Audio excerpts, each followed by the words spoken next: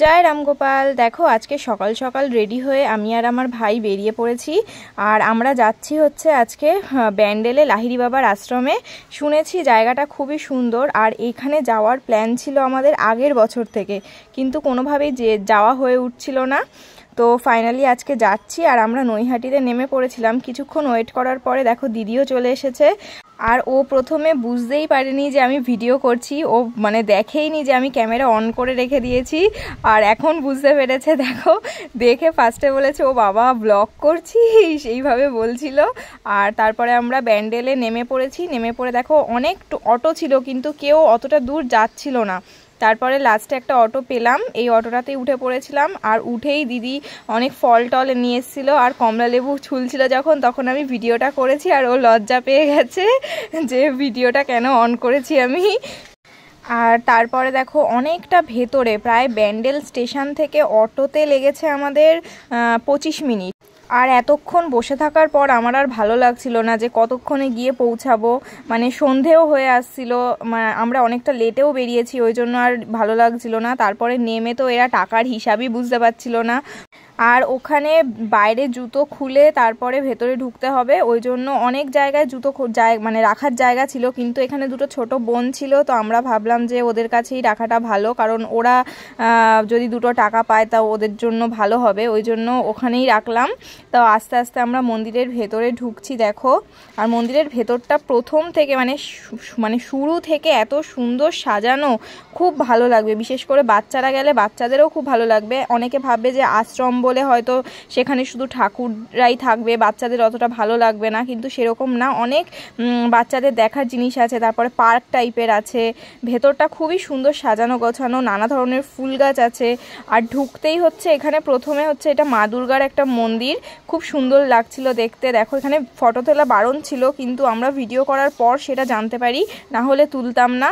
আর এখানে ভেতরটা দেখো ঠিক এরকমভাবে সাজানো ছিল। আর ওখানে জানো তো অনেক মানুষ ছিল, কিন্তু এত লোকজন থাকলে কি হবে, ওই জায়গাটা খুব সুন্দর শান্ত পরিবেশ ছিল, অত জটালা ছিল না। আর এটা হচ্ছে মন্দিরের সামনেটা। মন্দিরে ঢুকতেই সামনে হচ্ছে এরকম একটা ছোট্ট জায়গা আছে, যেখানে এরকম ঘোড়া টোড়া দিয়ে সাজানো আছে। আর সামনে ফুলের গাছগুলো খুবই ভালো লাগছিল, অনেক বড় বড় গাঁদা ফুলগুলো দেখো, খুব ভালো লাগছিল দেখতে। আচ্ছা, তোমরা কে কে লাহিড়ী বাবার আশ্রম গেছো আমাকে একটুখানি কমেন্টে বলো। আর আমার ভাইয়ের ছবি তুলতে তুলতেই আমার হাফ টাইম চলে গেছে। ও যেখানে পাচ্ছে সেখানেই দাঁড়িয়ে পড়ছে আর বলছে ছবি তুলে দে। এত ছবি তুলে দিয়েছি, গ্যালারি ভর্তি শুধু ওরই ছবি। আর দেখো মানুষ দেখেছো, কত মানুষজন ছিল ভেতরে। অনেকটা জায়গা নিয়ে মন্দিরটা ছিল, খুব ভালো লেগেছে। পরিবেশটা সত্যিই খুব ভালো। তোমরা যারা যাওনি তারা অবশ্যই গিয়ে একবার দেখতে পারো, ভালো লাগবে। আর এখানে ভেতরে ক্যামেরা মানে অ্যালাউ ছিল না, ওই জন্য আমি ভেতরের কোনো ছবি নিতে পারিনি, শুধু বাইরেটুকুই নিয়েছি। আর এখানে মন্দিরে ঢোকার আগে এরকম পা ধুয়ে তবে ঢুকতে হবে, মানে এখানে একটা জায়গা রয়েছে, এরকম জল থাকবে, সেই জায়গাটায় পা দিয়ে তবে মন্দিরে ঢুকতে হবে। তো এই জিনিসটা আমার খুব ভালো লেগেছে। আর ভেতরে যেহেতু কোনো কিছু ধরানো বারণ ছিল, তো বাইরে এসে আরতি করে তারপরে এরকম ধূপকাঠি মোমবাতি সবাই ওখানটায় জ্বালাচ্ছিল, তো আমরাও জ্বালিয়ে নিয়েছি। আর এটা হচ্ছে মন্দিরে ঢুকতে গেলে না তোমাদেরকে মাথা ঢেকে তবে ঢুকতে হবে। ছেলেদের হচ্ছে রুমাল বেঁধে ঢুকতে হবে, আর মেয়েদের হচ্ছে ওড়না বা শাড়ির আঁচল যাই হোক সব কিছু দিয়ে তারপর ঢুকতে হবে, না হলে ওরা মন্দিরের ভেতরে অ্যালাউ করবে না। তারপর দেখো আমাদের সন্ধে হয়ে গেছিলো। আর এখানে একটা পার্ক টাইপের ছিল, এখানে আমার ছোদ্দি আর ভাই দুজনে মিলে ঢেকি চড়তে উঠে গেছে। আসলে অনেক ছোটোবেলায় চড়েছে, তো তাই এটা দেখে আর সামলাতে পারেনি, উঠে গেছে। আর এখানে ছোট ছোট বাচ্চারা দাঁড়িয়েছিল আর ওরা উঠে গেছিলো। তারপরে দেখো আমার ব্যাগটা আমার ভাই নিয়েছে। এইটা আমি যে ভিডিও করেছি ও জানে না, এর জানলে পরে আর করতে দিত না ভিডিওটা। তারপর একটা ফাঁকা জায়গা দেখে আমরা বসে পড়েছিলাম খেতে, কারণ অনেকটা টাইম হয়ে গেছিলো আর আমাদের সবার খুব খিদে পেয়েছিল।